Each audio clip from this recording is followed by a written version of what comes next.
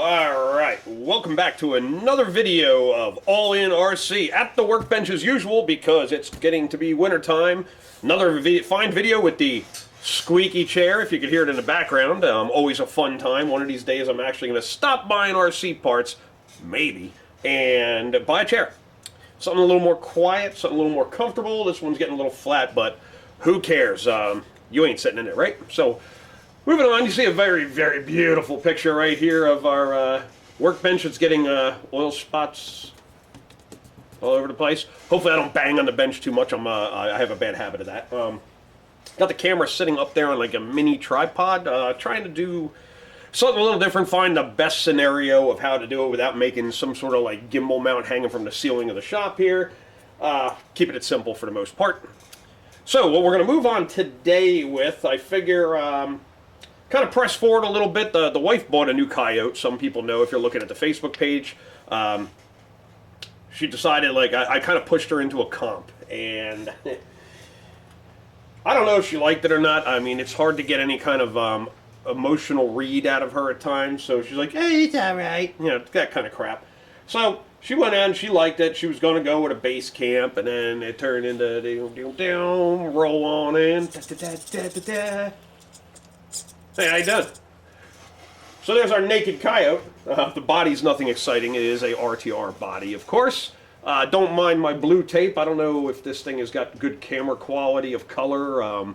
Lighting in here is whatever it is. Here, let me click another one on.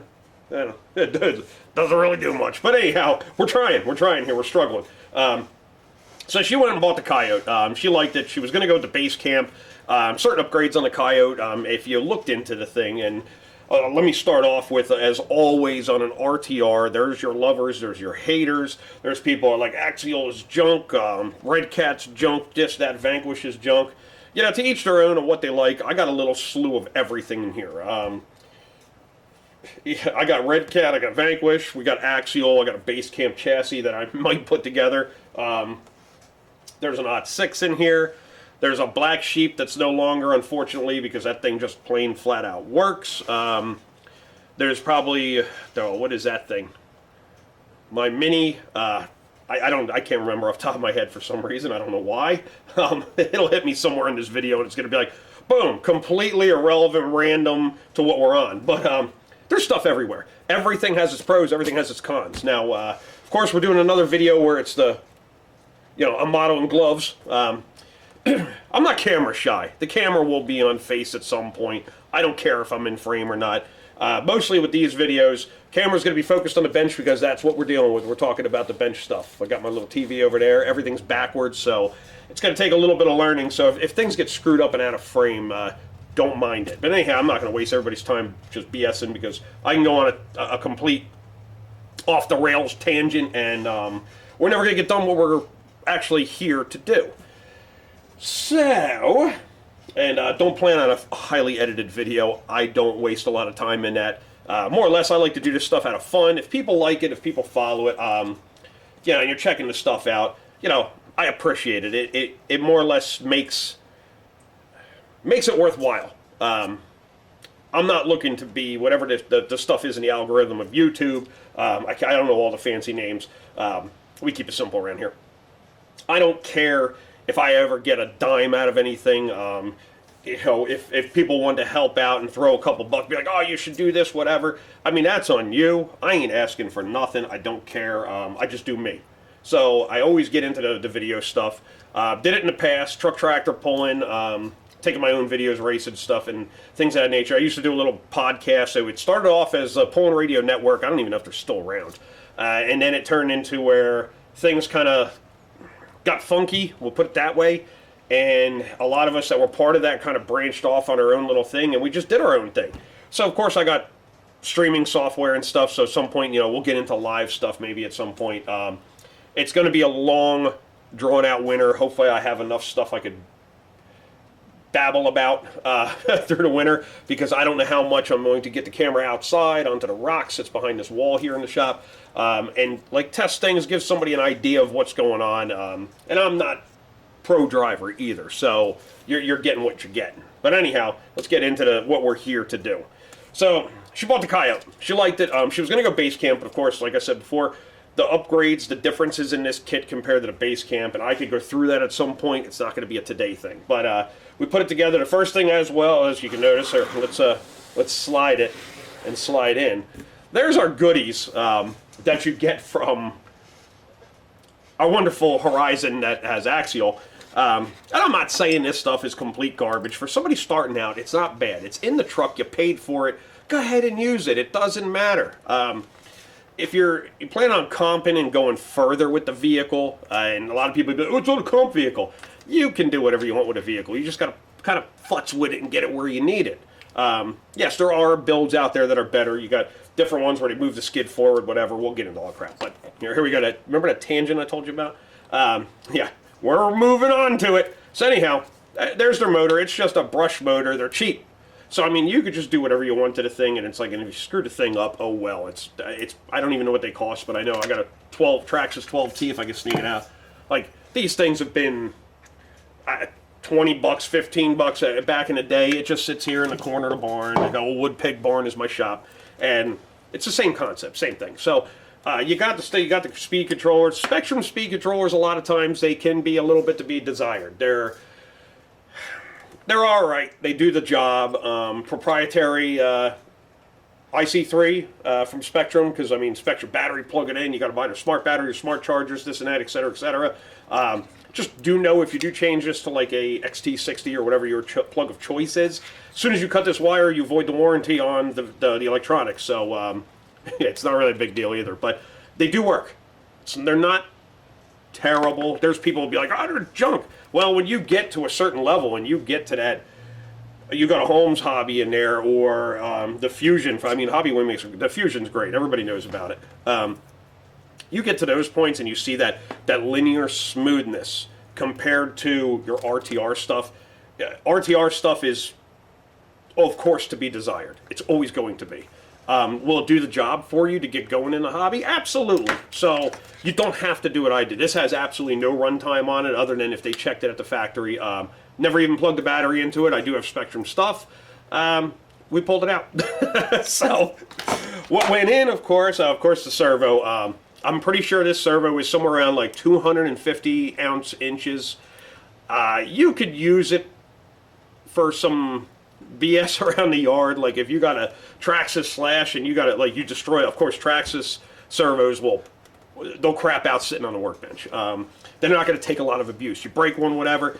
You know, this is perfect for something like that. You know, if you got a kid that's bashing around with a Slash or a Rustler or a Stampede or something like that, servo will slap right in there. You can go. It's a 25 spline. Spectrum is known for 23, if we all know Spectrum stuff. They have switched to the 25. This one is a 25, so keep that in mind. But anyhow, that came out, not because it doesn't work. I mean, it's slower, it's RTR. But we know what's going to happen. So instead, like, I could use this for a backup. I could use it in something else if I put some other crap together. Who knows where we might go with it. I mean, even if we do the pulling stuff, I put together a two-wheel drive Slash-based pulling vehicle, because we do the pulling. We'll get into that. This could be a good servo for that, because you don't need the speed, the torque, all that crap for the pull straight line. I mean, we'll get into it. Anyhow, that all changed. So, here we go. Let's try to get it in frame. I suck at that. In my last video, I was like up here out of like, yeah, check this out. You can't see nothing, so you're welcome. Getting into this, of course, we're going to upgrade it. We put the Hobby Wing one in it. I probably should turn this thing off because I'm probably going to hit something, you know. We got a faster servo in it. It's not top-notch, but it's decent. We'll just kill it before I end up getting my hands in the gears here and all hell breaks loose. So, didn't really move much on the battery. The battery was somewhat forward. I'm not hating it. It's all right. Of course, the gear cover is just an echo chamber for these gears. The factory gear that came on, and I'm a little upset with, I do have another LCXU transmission. I can take the gear off it if I want to, or I might change it, put a Kimbrough on it, whatever. It had a little wobble to it. It's not in the shaft, it's in the gear. I don't know why, but it whines a little bit. Put a Robinson on there, change the gear ratio, just because you're going from 35 turn motor, which is kind of in the realm, I mean, KV to turn is weird, but you're kind of in that realm of like maybe 1500. kV, if you want to go kV for brushless. So, of course, brushless went in. This is an 1800 kV Fusion. All right. So, if you don't understand kVs, maybe we'll get into that one day. It's going to spin faster. So, I took the factory gear off, which was I want to say it was a 14. There's about a 20% difference between 35 turn and the 18 turn, roughly. So I dropped it down. I'm pretty sure I put a 12 on it. I think I had a 12 sitting on the bench, and I'm like, let's throw it and see what happens. It's pretty good. It's working out pretty well. It's not a speed demon, but it does what it needs, and we're crawling. We're not going fast, so it doesn't matter. Spectrum receiver went in it. I took the 5 out because I needed it for my other truck. I gave her a 3 because that's all she needs. She don't have a lot of doodads. My other truck, I needed it for different reasons. We'll get into that one day. But XT60, of course, comes on the Fusion. I got a plug here that's going to be adapted because it was for a different... Every vehicle I have is just a mess. So whenever she gets a direct power servo, that's going to be utilized. I just gave her my kind of a kick-around servo, and I'm not saying it's junk. It's a great servo. NSDRC's RS450B, great servo. It's got speed. I turned it off. I should have showed you.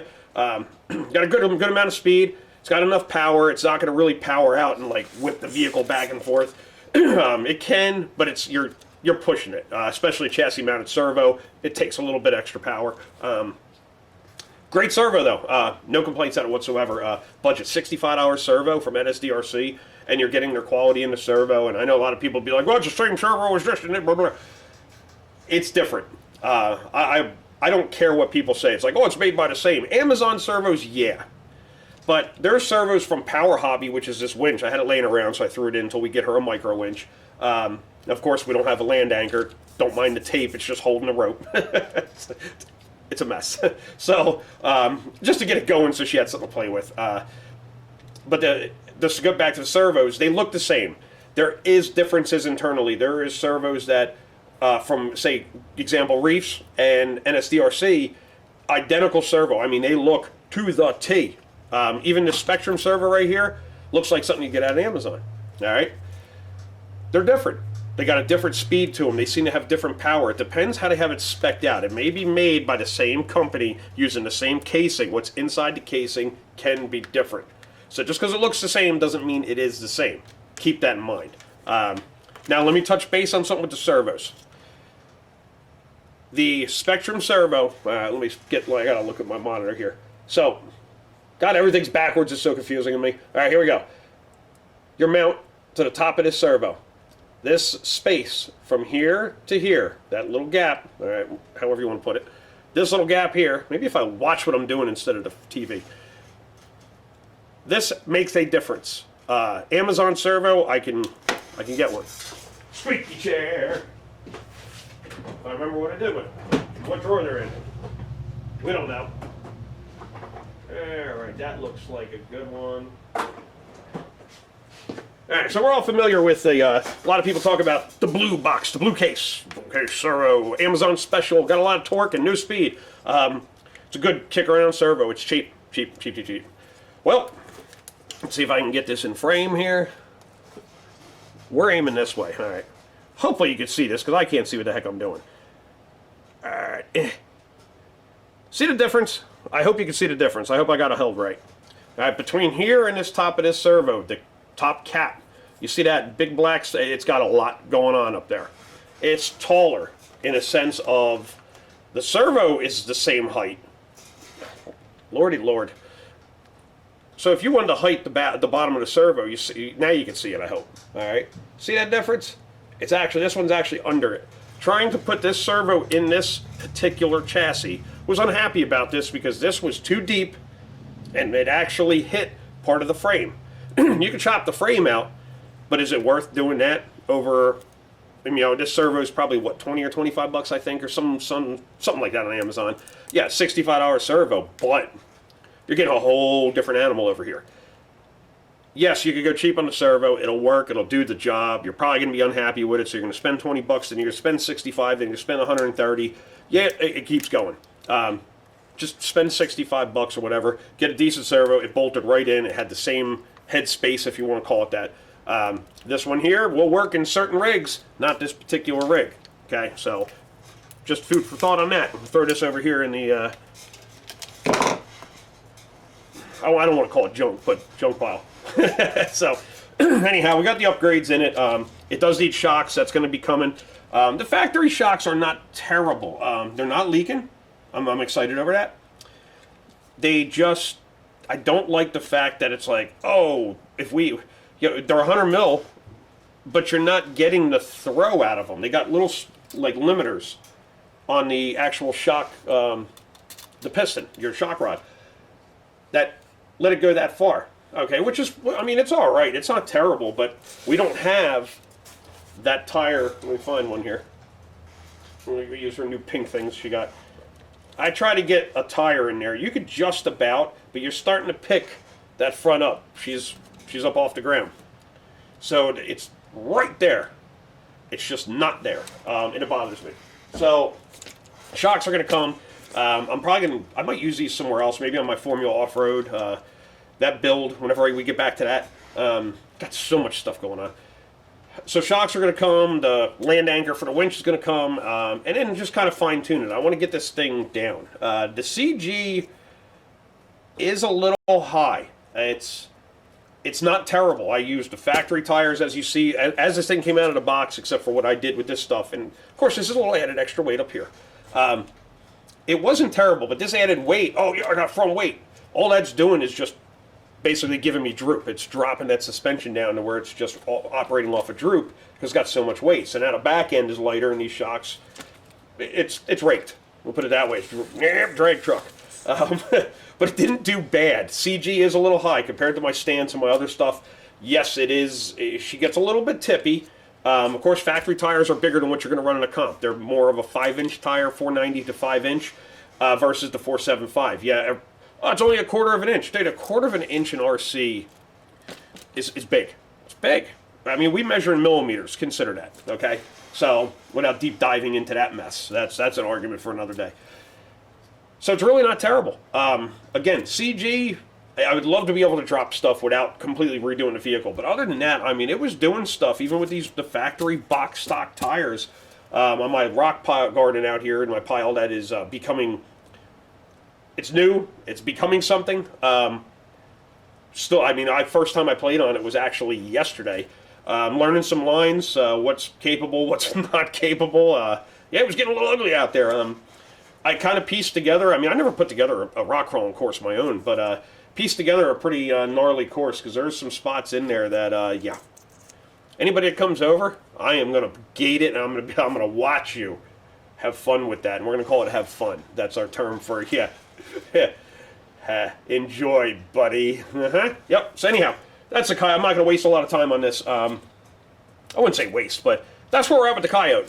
Like I said, I posted it. I was going to put some stuff up there, things that we're doing to it to make it better. Like I said, putting the Fusion in there, very linear, very easy to drive. I mean, you could creep it along. I mean, they just... With their FOC and everything, and the drag brake, or I should say the hold that they have in these things is just, it's not on right now, but they're great. The Fusion is a great buy. And SE, you see it's not the shiny can. Don't worry about that Pro. If you got the extra money, you want to blow $150 or so on the Pro, go right ahead. It's not a bad unit, but you're not getting 1800, you're not getting 1200. I don't even know if they make the 1200 anymore. I hope they do, because if you got straight axle trucks, gotta kind of go that route, or else you're going to have to play with gearing.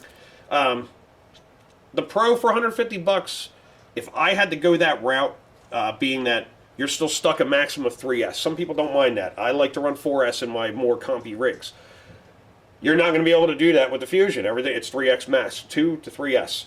If you're going to spend $150 and be stuck at 3S, I wouldn't. I would spend $90 to $100, get the SE version, throw it in there. You'll be happy with it. Believe me, there's nothing wrong with it. The Pro stuff, everybody's like, oh, it's just a little more linear. That little bit of a difference to me is not worth that extra cost. Where I would spend that extra cost is that if I was to go to like a Holmes Hobbies 2-in-1, smaller can, all right, you have the drag brake feature in there. If you have the extra channel that you can run, you can run no drag brake, like if you're just trail riding or whatever, and you don't want a drag brake in there sucking up extra power off your battery, extra heat in the motor, you could turn it off by a channel on your remote. I have it set up. I have a 2-in-1. That's where I needed the 5-channel out of this to put my other one, so it worked right. You could turn the drag. You could have it on regular, which is like kind of just like a hold, and if you're real steep or push it, it will break free, but it's a very gradual, slow glide, or you could put it on active hold. That is the Holmes, not the Fusion. You can put it on active hold, and that thing, as soon as you let off the trigger, it is locked. Like, it will slide. It's not going to roll a tire. This sucker is locked. Yes, it uses power, but she's in. So if you're going to spend $150, and if you're a Hobby Wing fan, hey, go for it. Ever teach their own. But if you're going to spend that $150 for the capability and the smoothness and just the power, the torque that the Holmes Hobby 2-in-1 has compared to the Fusion, I went Holmes. It's a little, yes, it's noisier kind of in a sense. Could just be the vehicle. But it's an animal. It is an animal on 4S. It'll break stuff, put it that way. So anyway, there's the Coyote. Things that we're going to do. We're going to creep along with it. And we'll do it another day, all the stuff that it comes with. We'll do a base camp to this comparison. So yeah, the wife's vehicle is starting to become something. It's coming to fruition. She went on Amazon. I'm not saying these tires. If you know, you know. I'm not saying these tires are going to crawl the best. They might be a trail tire. So we're probably going to go with like either Tusk or Rock Block or whatever at some point. I'm going to get her to get some other ones. But we got to go pinkish purple. We got to make it pretty for the rocks. So here we are. Again. If I had her Mini over here, you're going to see a pattern forming. But we'll go down that rabbit hole at some point. But anyhow, there's the Coyote. We're going to put this little critter. Yeah, if you watch YouTube videos and stuff, and the guys that do all this crawler stuff, Crawler Canyon on the West Coast, I love watching him. He's great. He does good stuff. Apparently, he's got a lot of time on his hands, more than I do. I'm just doing this shit for fun. I don't know if he does it for lifetime, whatever. I don't know. He's got a lot of time. So there's things that he does on there. There's things he talks about, whatever. And everybody's got an opinion on everything. He does great with the stuff, but it's like, of course, everybody's video is going to be based on what they like and this and that, whatever. And you know how it is, like very opinionated to what your status is. Yes, I'm going to have that in my videos, of course. I'm going to be somewhat biased to things, but I'm going to try to take that out of it, okay? It just needs to be basic to where it's like what's good, what works, what doesn't, what's affordable. Not everybody has that budget. And not everybody has a slew of parts everywhere and tooling and this and that and everything else to play with this, play with that, do this, do that without going down a rabbit hole that you're not ready for. So anyway, yeah, let's just move on before I get in trouble. we're gonna make a very long video out of nothing. So we'll put this little critter down. But getting back to that, he has a Coyote. He called it Tuxedo Dan because the thing comes out of the factory. This is where I was headed with this. It comes from the manufacturer in the box. It has like a little foam thing on there, and it looked like a top hat. So he actually made a top hat. So I was trying to think of names for this one that was kind of based upon that because I think it's funny. And you know, I don't think I clicked the 4 kids thing, so who gives a shit? But yeah, some of the names the wife's like no. So I call it Bitchito instead of Tuxedo Dan. It's like she didn't like Tuxedo Danielle. I was doing it for just kicks, just for fun. She didn't like it, so I call it Bitchito because her other car over there I have on her remote because we have a label. Don't give this guy a label maker, okay? I bought her Ascent. I had to label them because we didn't put different receivers in, so we got 3 remotes for the same vehicle. I mean, we have exactly 3 gray Ascent 18 little micros to play with. So each remote, and we were playing this like Russian roulette with remotes, trying to figure out, all right, turn this one on, nope, turn this one, nope. So I started labeling them. Well, I had mine. My one has 4-wheel steer. I built it with that, so I know which one that is. And I didn't know hers ain't got a name or nothing, so I just put Bitch Ascent on it. I mean, that's how we operate around here. It's love-hate, more hate than love, I think. But yeah, that's how we do it. So Bitchito, that's what we call it. So yeah, we're stupid. So we'll just throw that little critter on the ground. We're going to get into our main thing here that I want to cover, and it's not going to be too long. I'm not going to bore everybody. Probably am. Oh, what the that say? Oh, look at it real close. All right, we're going to start touching base on things that I don't see a lot of people doing. All right? And I'm not saying everybody's brain is gears like mine. There's a lot of people who do. But vehicle dynamics is something that we used in racing, in everything. Your daily driver is engineered based upon vehicle dynamics. Vehicle dynamics are extremely important for stability and how things work, suspension components. It's not just this, that, slap everything together and be like, oh, vroom, it goes. Okay, these RC cars nowadays, there's basic ones that you could buy. You go to Tractor Supply, buy some turd that you can't do nothing. Most everything you buy, if you're going to buy a Vanquish stance, if you're going to buy the Axial Coyote, Axial Base Camp, the Red Cat Ascent, the Fusion, I don't care. We could go down the list. Element, Enduros. There's a lot of adjustability in these vehicles. Not everything, but there's a lot. So if you don't understand some kind of form, and now I don't want everybody to get overwhelmed with the term vehicle dynamics, and just get thrown back to I don't know what, I don't know anything about it, and you try to go on this deep dive rabbit hole on YouTube of vehicle dynamics and get totally confused because you are not a gearhead. You're not a wrench turner. This is the crap I do for a living. I turn wrenches. I'm a gearhead. Everything from pulling trucks, mud bog, circle track, drag race. We've been through it. Anymore, a lot of competition stuff is just not what it used to be. The camaraderie, that's a different topic for a different day. So we play with little toy cars now. It gives me something to do. It keeps me home, and I'm spending a lot less money. I mean, this is an addiction for some of us. Like some people are like the wife. I don't need it. It's okay. Me, I need it. Okay. So yeah, we have problems sometimes. So vehicle dynamics is a lot of things, and we're just going to start with the basic stuff to give you ideas on what to do, and I didn't know really where to start, so we're just going to start on an easy thing that people can see. All right, and I'm going to use my OT6 that I have to continue building if I stop stealing parts for the wife's truck. That's where my test servo has gone. Okay, so OT6, it hasn't changed since possibly last time anybody's seen it. Yeah, so what we're going to hit is front end stuff, steering. Okay, steering. Basic, you got your servo, whatever, power steering pump in real life, you got your steering box, etc., etc. So everybody, you just turn the wheels, car goes that way. Well, there's a lot of stuff that happens when you turn the wheels, and a lot of people don't know.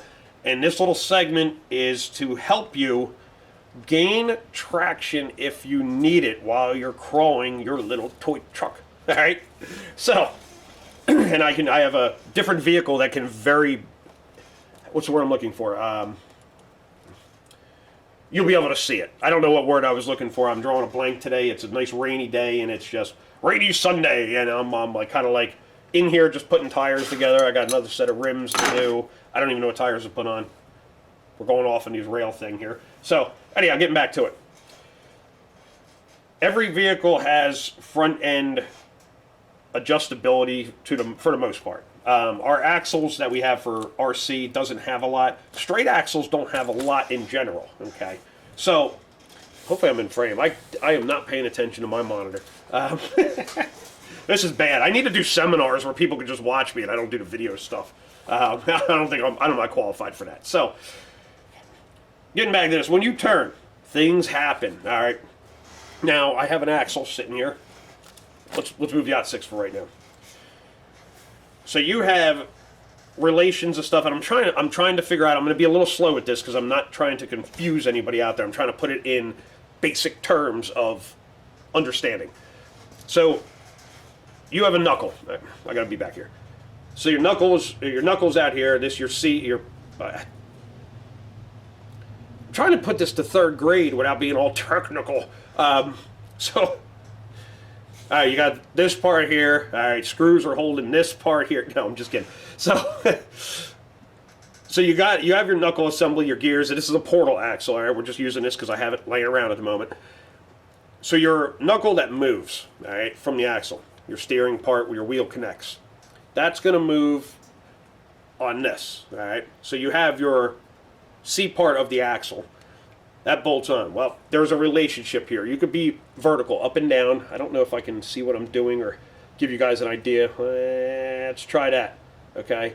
So, kind of, sort of. I don't know. I hope you can see this damn thing. This is not being easy. I'm better when I'm in front of the camera. So, the relationship here, this is what we call caster. Okay? Caster is the angle that your top and bottom point, kingpin, ball joint, whatever you want to call it, that's the angle that this is set back or tipped forward, okay? Now, camber, everybody knows camber. You see these little Hondas going around with their wheels all kicked stupid and stuff. Camber is the relationship of the wheel in and out. Now, we don't have an adjustment of that at all on crawling. Okay, it's not going to happen. So you're stuck. Now, toe in, toe out, that has some play in this, but we're just talking about caster today. So when you turn the wheel, if your relationship on your caster is 0, you have 0 degrees caster, which is caster is the leaning back or forward of the axle, okay? If you have this straight up and down and you turn left and right, your wheel is going to stay straight up and down. Thank God I got the waste wheel. It's going to stay straight up and down. Hopefully I can make this happen holding it. And it just turns. It's completely flat. It's square. Whoop, I'm not in frame. Here we go again. All right, so it just turns. So now if you take caster, all right, and caster again is the angle relationship between your top and bottom ball joint or mounting points. Roll the axle back, okay? You don't want to go forward. Forward's, it don't work. Roll it back. Okay, now your wheel is going to be straight if you, hello, let's get back on there. Your wheel's going to be straight when you're forward. But then when you kick it back, now, because you've angled the caster back, all right, it's tipping this. It's actually making it lower. Instead of being out of level plane this way, all right, you tip it back. Now, when it turns this way, the tire actually goes up. Turning it this way, the tire actually goes down. Now you're probably wondering, what are you babbling about with this angle stuff? Now, hopefully that makes sense. All right, that's the start of it. And again, I'm trying to make this simple and not complex. What does that mean? Well, okay. Now you have other things you have to consider when messing around with this. Pinion angle, things of that sort. We'll get into that later. What this does, okay, it creates a jacking effect, if you want to call it that, to keep it simple. Cross weight. If anybody really messes with your crawlers or don't, we put them on little scales. I have them over there, and we'll scale the truck, see where our weights are and everything else. But when you turn, okay, and if it's straight up and down and that wheel is just turning, like I said, on a flat plane where your caster is 0 degrees, it's just going to turn that wheel flat. It's going to be straight up and down. I don't know if you could see it. Let me see if I can get a monitor. Oh, boop, boop, boop, doop, doop. Hey, there we go. I have a caster gauge hiding around here somewhere, but I hope I got this tire pretty... No, I don't. Damn it. So, that's roughly up and down. Now, you see my tires are touching in the top, bottom. There's a gap. Now your tire's on an angle. All right? Now, like I said, I'm trying to third grade this.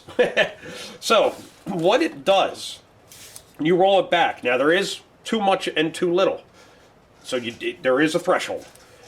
But when you turn, the way that you're turning, okay, if you're going this way, when that turns, remember I said when you had that thing on an angle, it's turning, when it comes back, okay, when it's going back towards the vehicle, it's angled and it's pushing the spindle that your tire's attached to downward. This one's moving upward, so it's a give and take. There's no free lunch ever, okay? But when you have it rolled back and it turns that way, it pushes the tire up.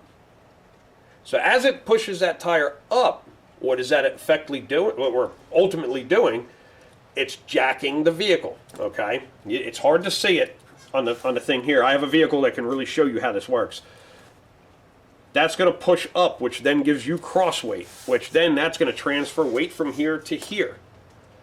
And that's going to give this tire a little bit of a push. So a good example on this, all right, is if you're going up something, all right? Of course, I ain't got a servo in it. This is going to play havoc on me.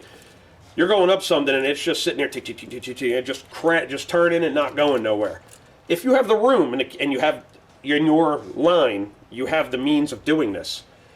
Whatever wheel you figure, okay, this is a smooth side over here. This has something this can grip on. I want to see if I can get this tire to grip on it. And one of these days, I'll show you in a video outside. I think I can make it work in a spot.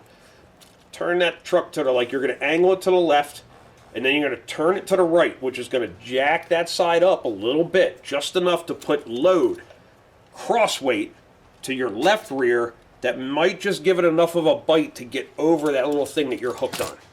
Okay? So that's ultimately what it does in short form, not getting technical, all right? That's kind of what it does. And again, there is a threshold to this. You can go too far, and it will be, you're going to start going the other way. So it's something you have to play around with, you know, change a little, be like, all right, I'm going to extend my bar on the bottom, half a turn, tighten the top half a turn, effectively giving one turn, but then keep an eye on your pinion angle. You don't want your pinion angle to start rolling the axle back too far. Yeah, I'm not even in frame. You know, rolling that axle back too far where your pinion starts to point to the ground. Now your drive shaft is way wonky because it's all stupid. You know, you got way too much U-joint angle in it. And that's things that we can cover and go down the road, and that's a rabbit hole, okay? We're going to use that term a lot. But that gives you the idea of what caster is. Now, caster affects camber. We saw that when I put the tire there, roughly. When it's straight up and down, like say you have zero camber in it, which is the leaning in and out of the tire, of that wheel, okay? You got 0 degrees of camber, you got them straight. Now, when you turn it, it's going to lean that tire to where you're going to have, I want to say it's negative camber if I'm thinking right today. Your tire's leaning out on top, and then this one's going to lean in because of that angle. You're kicking that thing up. It's angling this way, this one's angling that way. I don't know if I'm in frame. This way. Then you turn the other way. Boom. So you're constantly getting a swing. So let's get the Odd 6 out of the way, and I'll show you exactly what I'm talking about in a very, very severe way. Oh yeah, we're not in a crawler. We have a sprint car. So, if you're in a sprint car, okay? I'm going around that corner and you're sliding it. Which way are you going to turn? You're going to turn that way. I don't know if you can see that tire. It's hard. I can see it in here like a madman. Alright, so there you go. So they're straight. I don't know if you could tell how much that tire is now leaning. That thing is square across the top right now for the most part. How much that kicks. I'm trying to get a very good look at that. Alright, there you go. Boom. Boom. So when that thing angles, alright, it pushes the suspension up. So when I'm going around that corner with the car and I turn this way, it's jacking the car, putting that weight on my left rear to bite to drive the car forward out of the corner. Okay? That's circle track stuff. Same concept in the trucks. Okay? Four-wheel drive truck. You're rock crawling. Oh man, this thing is just sitting there. You know, sprint car's rock crawling right now. You turn that wheel that whichever way that you need to get the traction, right or left. Crank that thing real quick. Get that thing to bite that side. You're gonna crank it. It's gonna bite. Drive up over that obstacle, straighten out before you hit a gate or whatever you have to do. So that's where caster comes in. Now this, I don't know if you can tell a little bit. Let me try to get it up in there. You could see that. Wow, wrong way. You can see that C-hub. Trying to get the light to stop. Come on, camera. How leaned back that is. I mean, if you know, you know. There is probably, I want to say in the bulkhead in this, there's probably somewhere around like 20 or 25. I don't know. This one might have 30. I can't remember. It's been a while since I ran it. A lot of kickback on that, leaning that. So my caster is severe and purposely done. So when I'm turning it, it's jacking that car and it's transferring weight. Again, there's a threshold, but this kind of gives you that. You can see, of course, it ain't gonna turn it good that way, but you can see how far it leans that tire compared to being flat. Oh, wrong way. Come on, car. Why are you turning like crap today? I probably have something apart on it. But anyway, you can see how it leans that tire, pushing that side in the ground, jacking it. So we can beat this like a dead horse. I just want to make sure you understand exactly what it's doing. This one might give a little bit of a look on it. It's kind of hard to tell.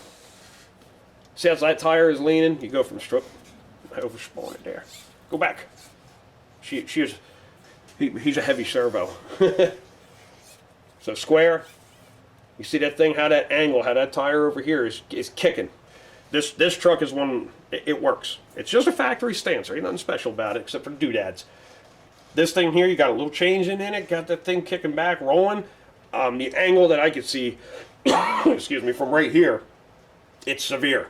And when I crank that wheel, it will push that opposite side down. So if I'm turning left, it's going on my right. I'm cranking that right in to get that thing to eat. So just a little bit of, just a touch, a basic touch without getting into nitty gritty and getting into number game and this and that and precise angles and everything. And again, no free lunch. Everything you do is going to affect something else. So more caster in it is going to make it harder to steer. Your servo is going to work harder. It's going to heat up a little bit more possibly. depending on your tire size and how long you run it and what you do with it.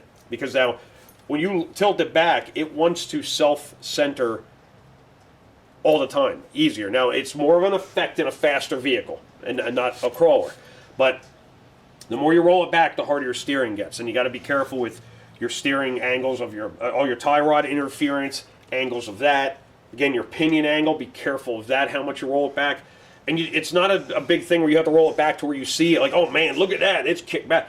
A little bit can go a long way. You'd be amazed at how just a degree can change a vehicle. It might be all it needs. So take all that into consideration. But yeah, that's just a small touch on a little bit of vehicle dynamics to understand what your vehicle is doing, or to understand maybe you've been doing this all the time. You have a vehicle that's got a decent amount of caster in it, and it's like, okay, cool. Oh yeah, when I get up there, and you know how you, like, if you're struggling to get the vehicle up and you start wiggling it this way and wiggling it that way. I mean, you see my suspension, what it's doing on the truck right now. Look at my sliders. See how it's jacking it? All I'm doing is turning it. Jacking that thing up. Oh yeah, it's picking up on this side, which means we got weight over there. Yep, picking up on this side. Boom, weight over there. So when you wiggle worm up a hill because you're sliding around, oh, I can get traction, you might be finding something with your front tires, like a little grip here, a little grip there. Mostly what that's doing, all that's doing is jacking that vehicle. Oop, I got traction here. Oop, I got traction here. So you're just kind of doing one of them numbers up the hill. That's how you're getting traction. So if you've done that before and you've seen the effects of that, it's coming from up here because of caster. Okay? So it's just the angle of that. When you turn, changing the angle, basically it's affecting your camber. Okay, so it's putting camber into it to create transfer of weight in the vehicle without changing your vehicle weight. Make sense? So, again, we could beat the crap out of this and keep going, but I just wanted to give somebody, like, just an understanding. The more... And here we go. I'm going to go off on this. We're going to get out of here before I make this video any longer. The more you understand what you're doing, and I'm an advocate of that, knowing something. Oh, I know how to drive that truck. I know how to do this. All right, that's great. I'm glad you know. But do you understand what it's doing? That's the question of the day. Understanding means more in the long run, because if you want to take... And you can take this seriously. RC stuff, there's guys who do take seriously. I do at times. I mean, most of the time I just like to play and have fun. But understanding something will give you so much more... I don't know the word I'm looking for, but... Not along the lines like professionalism, but... In short, it's going to make you better in every aspect of what you're doing. Like... You can know how to drive, but understanding what that car does when you do something to it and when you give it input, knowing, okay, if I do this, there you go, and you have that chain, that lineup of things. So when I turn that wheel this way, it's changing the camber. If I'm on this turn, this and that. It's a lot to process. There's a lot to understand. Okay, I know it. I mean, I'm not saying you do. I'm hoping you're getting something out of this. But understanding what it does, what it's going to do, and what it can cause on the other side of it is understanding. That's what makes professional drivers, and that's what makes... I drive my Honda to work, okay? And, not being mean about it, just saying. Understanding means more. It makes you better because you understand what it's doing, not just know, like, oh, if I turn that way. Man, there's people who are satisfied with that, but they hit a threshold. They plateau at some point. But being that it's like, if I do that, yeah, it gets me up there. I know what it does. Why does it do it? Asking why begins it starts that first step. It opens that first door. Boom, slam that door wide open. Opens that door to understanding what you're doing. And I can't beat that into your head enough to do that. If you really are passionate about what you're doing, and it could be rock crawling, it could be the sprint car, it could be, let me grab this thing up here. It could be a buggy. We got them all. This is just the tip of the iceberg to what we're going to be doing here. So, if you're passionate about it, and you care about what you're doing, and you want to be good at it, and it could be, it's playing with toy cars for crying out loud, all right? But if you want to excel at it, understand it. I can't express that in the word. Choke you, understand, okay? So, just understand what's going on. Understand what you're doing and why it's doing it, and it will make you so much freaking better. I can't push it enough, I guess you could say. So, anyhow, we'll close on that. I really hope somebody understood that. I really hope I had stuff in frame today. I started getting a little too passionate about my little RC car. So, I wasn't paying attention to the monitor again. It's kind of what we do here, okay? So, again, learn it, and even YouTube it. There's guys out there that'll probably put it more technical. If you want that technical side of things, go for it. I could give it to you, but I'm probably going to mess you up. Because I know it in my head, I just can't get it out. All right, so, but yeah, that just gives you an idea of traction, like what it's doing. Like I said, that little axle there, when it turns, if you're on that flat ground, it's just going to turn. It does nothing. You're just pivoting on that point of the tire. You lean it back, and now all of a sudden, this is now pushing into the ground, causing the other side. All right, it's pretty simple, but again, little tidbit of advice of knowing what to do, when to do it, and you know what? Take that. If you never noticed that before, and you see this video, and I hope you do, and it's like, you know what? That makes sense, like what it's doing. Take your vehicle out on the rocks. I wouldn't say today. This is probably, I don't know if I'm going to post this today or not. I'm hoping to. Take it out there and do it and watch how that thing works. Like, I mean, again, I'll give you the little thing. When I turn this, you see what it does to that chassis? It's swinging. Any John Anderson fans out there? We were swinging, swinging. Yes, we were swinging. Sorry, we do a lot of stupid references around here. And it's only going to get worse, so enjoy the ride, folks, but we're going to call it that. Hopefully you learned something out of it. We got the stands here. I mean, we're in RTR heaven. I mean, I got some other ones we don't have. Well, here. You want to see a disaster before we close it up. Here's a disaster. Dun, dun, dun. Look at the crap. What are you doing? What is all this stuff on there? This all came about, and it's been a nightmare for the past 2 days for me, and I have to make some other brackets and change that. I got work. Just because our last comp we went to, and I ran C3, I had some good scores laying down. I mean, it was just flowing. I was just in the groove flowing with it, better than C2, a lot better than C2. It was just, I don't know, I was having fun at that point. And I mean, we're just knocking them down. Boom, gate, gate, gate. I mean, the truck is just so stable, everything's working. I got to the end, last gate, gate 10. A wet piece of wood, like a ramp, like a little bridge thing they got going up, pretty steep. I get up to the top. The gate is in striking distance. I'm talking a foot away. I can't crest over it. Cannot get the traction on that wet wood. Never put a winch on it. I'm like, You know, when we run sporty, we don't need no winch. This thing is as close to a sporty, except I ain't got pin tires, so, you know, and I got four-wheel steer. I was even using that. Couldn't get over that last hump. I tried it all. Tried it like 8 times. Could not get over. I'm like, you know what? I finally like, you know what? Before I break the vehicle, we're just gonna DNF, whatever. So I ended up 82 on that course.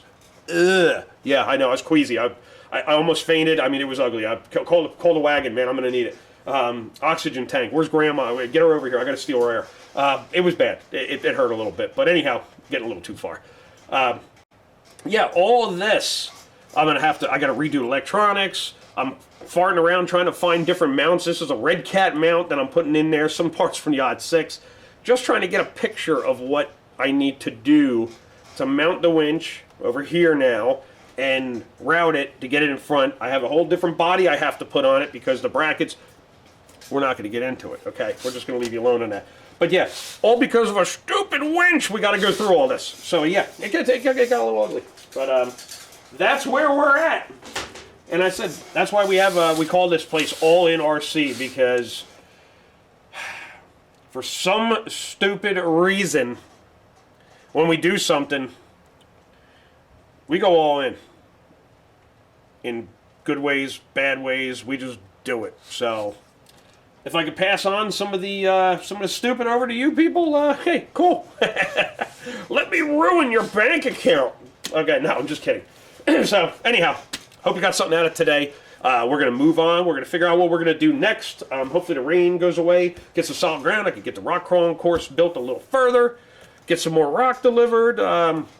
Yeah, we're just rocking and rolling right along. Hopefully do something a little different video. But yeah, just something I thought of last night. And I was kind of like, you know what? if it helps somebody, it helps somebody. I don't care. I'm not that one where it's like, ooh, that's all my nuggets of information. No, the information's out there. It just may not have been put in front of you. So now you got a little something to work on, I hope. Something to pay attention to. Check your vehicle out. I mean, hopefully somebody sees this and be like, whoa, what the heck is that? And didn't know about it. What would make my day is that if you went over there and grabbed your vehicle and turned it to watch it just like that. Be like, does mine do that? And if it does, leave it alone. You got something good going on there. So, till next time, All NRC wishes you well. Happy crawling, happy sprint carring, whatever it is that you do with a little radio-controlled buzz box here. I hope you're fruitful and things work out good and your toilet doesn't overflow and things like that. So, hey, have fun. Stay within the hobby. Any questions, any comments, hey, leave them up. Check out the Facebook page. We're building. Hey, come for the ride. Build with us. So, till next time, caster up, baby. We out of here. See ya.